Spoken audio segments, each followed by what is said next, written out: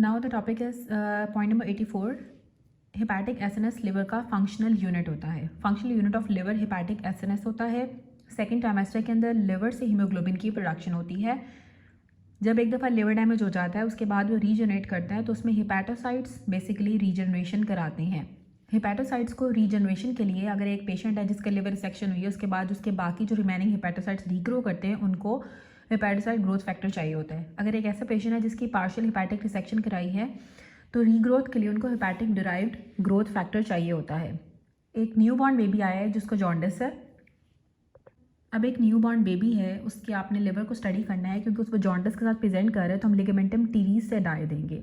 Liver disease के अंदर सूडोकोलिनेस्ट्रेसिस decrease हो जाती है। सूडोकोलिनेस्ट्रेसिस डिक्रीज हो जाती है लिवर डिजीज़ के अंदर। लिवर के अंदर जो आपके हिपैटोसाइट होते हैं ना वो endoderm of the ventral foregut से होंगे, ठीक है, डिराइव्ड होंगे।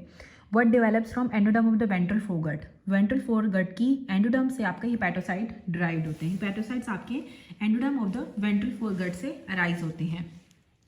लिवर की पिक्चर दी हुई है और एसिटामिनोफेन की टॉक्सिसिटी के अंदर लिवर जो होता है उसमें आपको एक्सटेंसिव नेक्रोसिस डेवलप हो जाती है। जब आप बहुत ज़्यादा पैरासीटामोल लेते हो तो उसके आपके लिवर की एक्सटेंसिव नेक्रोसिस डेवलप हो जाती है। लिवर ट्रांसप्लांटेशन के बाद जो डेथ की वजह होती है वो साइटोमेगैलो वायरस की वजह से होती है। कौन सा पैथोजन होता है जो डेथ कराता है लिवर ट्रांसप्लांटेशन के बाद? That is cytomegalovirus. जो मोस्ट कॉमन हीमोडायनामिक चेंज आता है क्रॉनिक लिवर डिजीज़ के अंदर उसमें आपकी एल्बुमिन कम हो जाती है। क्रॉनिक लिवर डिजीज़ वाले पेशेंट्स के अंदर एल्बुमिन कम हो जाती है।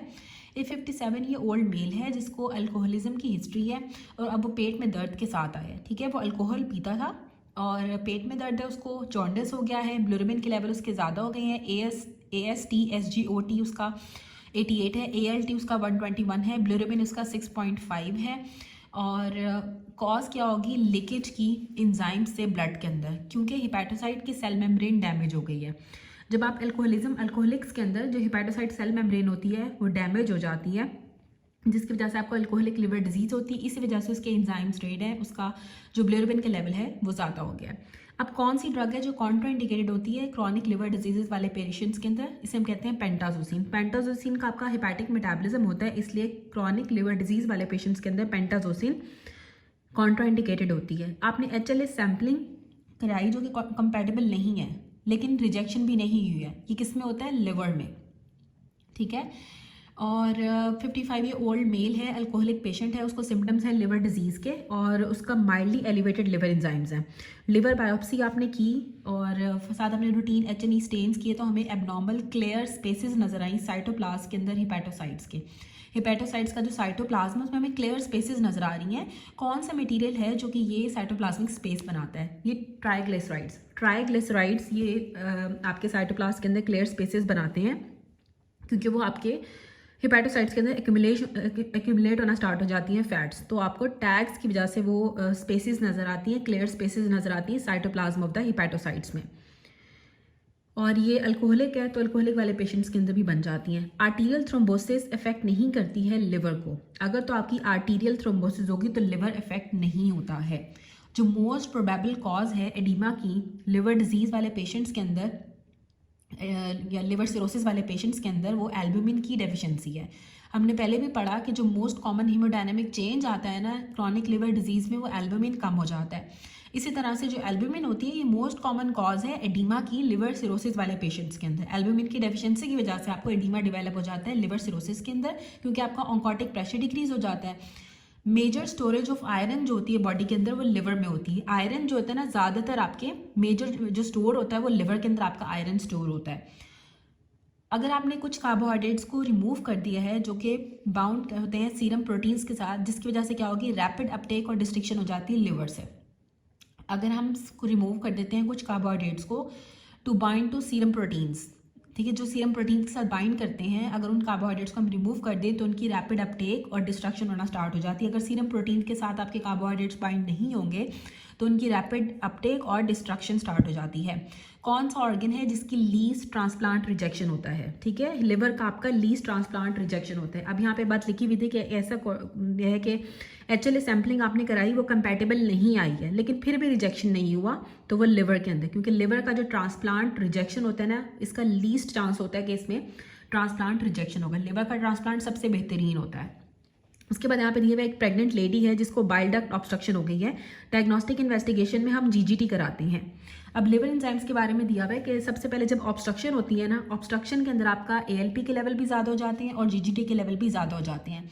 ALP आपका मार्कली एलिवेटेड होता है और GT भी एलिवेट होगा। अगर तो सिर्फ प्रेग्नेंट लेडी का मेंशन किया हुआ है तो आपने सिर्फ GGT इंक्रीज करना है। ठीक है, प्रेग्नेंट लेडी के अंदर जब बाइल डक्ट की ऑब्स्ट्रक्शन होती है तो GGT ज़्यादा हो जाता है, लेकिन वैसे जब भी ऑब्स्ट्रक्टिव जॉन्डिस होगा तो आपके ALP के लेवल्स भी ज़्यादा होते हैं और GGT के लेवल भी ज़्यादा होते हैं। अल्कोहलिक हेपेटाइटिस के अंदर आपका AST ज़्यादा बढ़ता है एज कम्पेयर टू ALT, तो AST से आपने याद रखना है कि अल्कोहल। और वायरल हेपेटाइटिस के अंदर आपका ALT ज़्यादा बढ़ता है। वायरल हेपेटाइटिस के अंदर आपका एलेनिन ट्रांसएमिनेज ज़्यादा होता है। अल्कोहलिक हेपेटाइटिस के अंदर आपका एस्पार्टेट ट्रांसएमिनेज ज़्यादा होता है। और प्रेग्नेंट लेडी होगी तो आपने GGT लिखना है, और अगर नॉर्मल ऑब्स्ट्रक्शन है तो आपका GGT और ALP दोनों रेज होगा।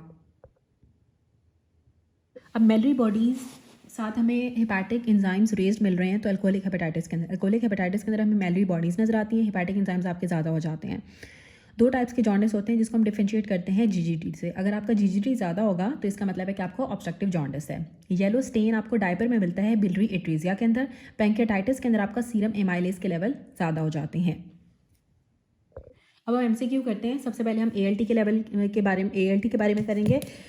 जो एक बच्चा आया है जिसको बुखार हुआ, ठीक है, जॉन्डिस हुआ और उसको जो है ना उसकी भूख कम हो गई है और राइट हेपेटिक पेन उसको हो रहा है, तो इन्वेस्टिगेशन में हम सीरम बिलिरुबिन और ALT के लेवल कराते हैं। अगर एक पेशेंट है जिसको बुखार हो रहा है, साथ उसको जॉन्डिस है और उसका एपेटाइट डिक्रीज हो गई है और राइट हेपेटिक पेन है, तो हम उसका सीरम बिलिरुबिन और ALT के लेवल कराते हैं। एक यंग बॉय है जिसकी आइज़ का कलर डिस्कलर हो गया, उसका स्क्लेरा जो है वाइट से येलो हो गया, नोजिया, वॉमिटिंग, फटीग, और साथ उसको कोई लोकल क्वैक था, उसने कोई ड्रग दी है। एग्जामिनेशन के ऊपर जब आपने कराई तो उसको लिवर पैरेन्काइमा में उसकी इंजरी हुई हुई थी, तो एंजाइम कौन सा डिरेज्ड होगा? ALT उसका ज़्यादा हो जाएगा। जब भी कोई कैक कोई ऐसी मेडिसिन देगा तो उससे उसका ALT का लेवल ज़्यादा हो जाएगा। और वायरल हेपेटाइटिस के अंदर भी ALT के लेवल ज़्यादा हो रहे थे, लेकिन जो अल्कोहलिक हेपेटाइटिस होता है उसमें AST का लेवल ज़्यादा होता है। अब इस तरह से एक क्वैक था, उसने कोई मेडिसिन दी, उसने हेपेटिक नेक्रोसिस करा दी है, तो ALT आपका लेवल ज़्यादा हो जाएगा। एक पेशेंट है जिसने ड्रग ली लोकल क्वैक से और उसको जॉन्डिस डेवलप हो गया है, कौन सा एंजाइम में ज़्यादा हो जाएगा जो कि लिवर पैरेन्काइमल इंजरी को शो करता है? That is ALT, alanine transaminase. एक बच्चा है जिसको बुखार हो गया है, जॉन्डिस है, साथ उसकी भूख कम हो गई है और राइट हेपेटिक पेन उसको हो रहा है, तो टेस्ट हम कौन सा कराएंगे? सीरम बिलिरुबिन के लेवल कराते हैं और साथ हम ALT के लेवल कराते हैं। अगर ये MCQ आता है कि जिससे हम टाइप्स ऑफ जॉन्डिस को डिफरेंशिएट कर सकते हैं, तो GGT से हम टाइप ऑफ जॉन्डिस को डिफरेंशिएट कर सकते हैं। अगर कोई प्रेग्नेंट लेडी है, उसको जॉन्डिस हुआ है, अल्ट्रासाउंड उसका बिल्कुल नॉर्मल है, सीरम जब एंजाइम ऐसे कराएंगे तो उसका गैमा ग्लूटामाइल ट्रांसफेरेज GGT ज़्यादा होगा। इसी तरह से अगर ओबीज प्रेग्नेंट लेडी है, जॉन्डिस है, उसको बाइल डक्ट की ऑब्स्ट्रक्शन हुई हुई है, तो डायग्नोस्टिक इन्वेस्टिगेशन में हम GGT कराएंगे। अब 35 ईयर ओल्ड फीमेल थी जिसको बिलियरी कॉलिक है, रैश हुआ है, कोलिलिथियासिस है, गाल स्टोन्स है, बिलियरी कॉलिक है, साथ उसको रैश भी हो रहा है, तो एंजाइम हम GGT कराएंगे। एक प्रेग्नेंट लेडी है जिसको बाइल डक्ट ऑब्स्ट्रक्शन हुई हुई है और डायग्नोस्टिक इन्वेस्टिगेशन में हम GGT कराते हैं। Now we will start with alkaline phosphatase के MCQs। जब आपकी बाइल डक्ट डैमेज होती है ना, तो आपका अल्कलाइन फॉस्फेटेज का लेवल ज़्यादा हो जाता है, और जब बाइल की ऑब्स्ट्रक्शन होती है लिवर और बाइल डक्ट के दरमियान में, तो भी अल्कलाइन फॉस्फेटेज ज़्यादा हो जाता है। अगर जब आप गाल ब्लैडर को रिमूव करा देते हो और उसके बाद अगर आपकी बाइल डक्ट की ऑब्स्ट्रक्शन हो रही है, तो आपका अल्कलाइन फॉस्फेटेज ज़्यादा हो जाएगा। अगर एक पेशेंट है जिसको जॉन्डिस हुआ है क्योंकि उसको बिलियरी स्टोन्स हैं, तो उसकी वजह से भी ALP ज़्यादा हो जाएगा। बिलियरी ऑब्स्ट्रक्शन और जब पैरेन्काइमा की नेक्रोसिस होती है, बाइल की ऑब्स्ट्रक्शन होगी, इसकी वजह से आपकी पैरेन्काइमा की नेक्रोसिस होना स्टार्ट हो जाती है, तो आपका ALP के लेवल ज़्यादा हो जाते हैं। एक पेशेंट OPD में आया है जिसको गाल स्टोन्स हैं और साथ उसकी बाइल डक्ट की ऑब्स्ट्रक्शन हो गई कि गाल स्टोन थे और उसने आगे जाकर आपकी बाइल डक्ट को ऑब्स्ट्रक्ट कर दिया, तो आपके ALP के लेवल ज़्यादा हो जाते हैं। अब 40 ईयर ओबीज फीमेल है जिसको एपिगैस्ट्रम के अंदर पेन हो रहा है, साथ उसको वॉमिटिंग भी हो रही है और लैब्स के ऊपर उसका ALP का लेवल ज़्यादा है। डायग्नोसिस में हम उसके क्या कराएंगे? हमें गाल स्टोन्स मिलेंगे। एक पेशेंट है जिसको पैलर है और राइट हाइपोकॉन्ड्रियम के अंदर पेन है, राइट हाइपोकॉन्ड्रियम में पेन हो रहा है, उसको जॉन्डिस भी डीप जॉन्डिस है। ब्लड के ऊपर हमें कॉन्जुगेटेड बिलिरुबिन ज़्यादा हुआ है, ALP के लेवल ज़्यादा है, हीमोग्लोबिन 7 है, तो डायग्नोसिस क्या होगी? Pigment stones. पिगमेंट स्टोन्स में क्या होता है कि बिलिरुबिन स्टोन्स अक्सर होते हैं जो पिगमेंट स्टोन्स होते हैं, इसमें आपका जो बिलिरुबिन के लेवल ज़्यादा होंगे, ALP के लेवल ज़्यादा है, हीमोग्लोबिन इसका 7 है और उसको डीप जॉन्डिस और राइट हाइपोकॉन्ड्रियम के अंदर पेन हो रहा है। एक ओल्ड वुमेन आई है जिसको जॉन्डिस है, साथ उसको बिलरी कॉलिक हो रहा है, पेट में दर्द हो रहा है और डायग्नोसिस के ऊपर हमें कॉलीलिथियासिस, हमने गालस्टोन्स की डायग्नोसिस बना दी है। कौन सी एंजाइम है जो कि इंक्रीज़ हो जाती है? ALP के लेवल ज़्यादा हो जाते हैं जब गाल स्टोन की वजह से आपको बाइल डक्ट की ऑब्स्ट्रक्शन होगी और उसकी वजह से आपका पेरेन्काइमा में डैमेज होना स्टार्ट हो जाएगा, तो आपको ALP के लेवल आपके ज़्यादा हो जाते हैं। नाउ अब हम अदर MCQs में सबसे पहले दिया हुआ है पैरासीटामोल की वजह से आपको ग्रेड 4 हिपैटिक एनकेफेलोपैथी डेवलप हो जाती है। लिवर डिजीज़ के अंदर आपकी सूडोकोलोनेस्टेसिस कम हो जाती हैं और हिपैटोसाइट की जब इंजरी होती है, एंजाइम लीक करती हैं सर्कुलेशन के अंदर क्योंकि आपके हिपैटोसाइट की मेम्ब्रेन डैमेज हो जाती है, मेम्ब्रेन डिस्टर्ब हो जाती है। अल्कोहलिक हेपेटाइटिस के अंदर हमें ALT ज़्यादा मिलता है, AST ज़्यादा मिलता है, मेलरी बॉडीज़ नज़र आती हैं माइक्रोस्कोपिकली, और अल्कोहलिक हेपेटाइटिस के अंदर आपका AST के लेवल ज़्यादा होते हैं as compare to ALT। ALT और AST को विटामिन B6 चाहिए होता है कोफैक्टर के तौर पे, और बाइल फ्रॉम लिवर और बाइल फ्रॉम गाल ब्लैडर को हम किस तरह से डिफरेंशिएट करते हैं? बाइल सॉल्ट से। और लिवर एंजाइम्स ALT और AST रेज्ड होती हैं जब आपका प्लाज्मा मेम्ब्रेन का डैमेज होता है। प्लाज्मा हिपैटोसाइट्स की जब मेम्ब्रेन डैमेज होती है तो आपका ALT और AST बढ़ जाता है। एक बच्चा आया है, बेबी आया है 6 वीक्स ऑफ एज के ऊपर, पहले बिल्कुल ठीक था, फर्स्ट टाइम उसको जो है ना वो जॉन्डिस के साथ प्रेजेंट की है और साथ उसको येलो स्टेन आ रहा है डायपर के अंदर, और बाकी सारे लैब्स उसके नॉर्मल है, सिर्फ उसको हाइपर बिलिरुबिनीमिया हुआ है, तो बिलिरुबिन एट्रेजिया होगा। जब भी आपको डायपर के ऊपर येलो स्टेन नजर आएगा बेबीज़ में, तो इसका मतलब है उसको बिलरी एट्रेजिया हो गया। एक मैन आया है कुछ दिनों से, उसने शॉर्टनेस ऑफ ब्रेथ हो रही है, परकशन के ऊपर हमें डल साउंड नज़र आ रही है, चेस्ट एक्सरे के ऊपर कंसोलिडेशन है एपिक्स पे, और टॉप्सी पे हमने उसकी डेथ हो गई है। जब हमने टॉप्सी की तो ALT भी रेस था, AST भी रेस था, बिलिरुबिन रेस था और लिपिड ड्रॉपलेट्स नज़र आ रहे थे हिपैटोसाइट्स के अंदर, तो लाइकली डायग्नोसिस आपकी क्रॉनिक अल्कोहलिज्म होगी। लिपिड ड्रॉपलेट्स हमें नजर आए हिपैटोसाइट्स के अंदर, हमने पहले भी पढ़ा था कि मेलरी बॉडीज़ हमें मिलती हैं अल्कोहलिज्म वाले पेशेंट्स के अंदर। क्रॉनिक अल्कोहलिक है, उसको स्वेयर एब्डोमिनल पेन हुआ, रेडिएट कर रहा है उसके बैक तक, और सीरम एमाइलेज के लेवल उसके 1600 है, ALT AST ALP उसके नॉर्मल है, सारी इन्वेस्टिगेशन नॉर्मल है, सिर्फ सीरम एमाइलेज उसका बहुत ज़्यादा हुआ है, तो उसको एक्यूट पैंक्रेटाइटिस होगा। 40 ईयर मेल आया है जिसको जॉन्डिस हुआ है, लिवर फंक्शन टेस्ट के ऊपर उसका डायरेक्ट बिलिरुबिन 10 है, ठीक है, और जो ALP के लेवल है वो 1000 है, ALP बढ़ा हुआ है, ALT ठीक है, GGT बढ़ा हुआ है 227 है, तो क्या होगा? एक्स्ट्रा हिपैटिक कॉलिस्टेसिस कि लिवर से बाहर कहीं पे आपका जो है ना बाइल रुका हुआ है, एक्स्ट्रा हिपैटिक कॉलिस्टेसिस की वजह से उसको जो है वो उसकी लिवर प्रोफाइल आ रही है, उसका ALP ज़्यादा है और उसको GGT ज़्यादा है। पेशेंट आया जिसको खारिश हो रही है, प्लूराइटिस है, ALP के लेवल ज़्यादा है और GGT के लेवल ज़्यादा है। ALP GGT जब भी ज़्यादा होगा तो इसका मतलब है कि एक्स्ट्रा हिपैटिक कॉलिस्टेसिस हो रही है। अब मोस्ट कॉमन जो न्यूनेटल हाइपर बिलिरुबिनीमिया होता है, जो न्यूनेटल जॉन्डिस होता है वो फिजियोलॉजिकल होता है। मोस्ट कॉमन जो बिल्कुल न्यूबॉर्न बेबीज़ के अंदर जो जॉन्डिस होता है वो फिजियोलॉजिकल होता है।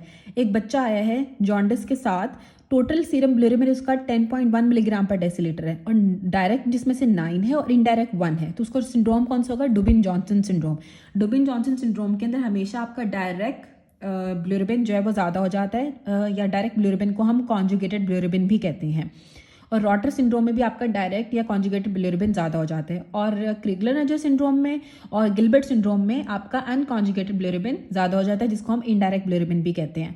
डायरेक्ट बिलिरुबिन की जो नॉर्मल रेंज होती है वो 0.3 होती है और इनडायरेक्ट की 0.2 से 0.8 तक होती है। नटमेग लिवर हमें क्रॉनिक पैसिव कंजेशन में मिलता है, जब क्रॉनिक पैसिव कंजेशन होती है तो हमें नटमेग लिवर मिलता है। अब यहाँ पे दिया हुआ है कि एक 62 ईयर ओल्ड मैन है जो इमरजेंसी डिपार्टमेंट में आया है डिसओरिएंटेड स्टेट के अंदर, फिजिकल एग्जामिनेशन किया, उसके ऊपर जॉन्डिस भी था, स्प्लीनोमेगैली भी है और एसाइटीज भी है। ALT AST ALP और बिलिरुबिन सारे एलिवेटेड है। लिवर बायोप्सी के ऊपर हमें अल्कोहलिक हेपेटाइटिस नजर आ रहा है, साथ हमें मेलरी बॉडीज नजर आ रही हैं, और साइटोप्लाज्मिक स्ट्रक्चर्स जिनमें हमें इंटरवोवन बंडल्स नजर आते हैं, कौन सी प्रोटीन्स के? इंटरमीडिएट फाइलेमेंट्स के, ठीक है, जो साइटोप्लाज्मिक स्ट्रक्चर्स होते हैं, अगर आपको इंटरवोवन बंडल्स नजर आते हैं इंटरमीडिएट फाइलेमेंट्स के, ठीक हो गया।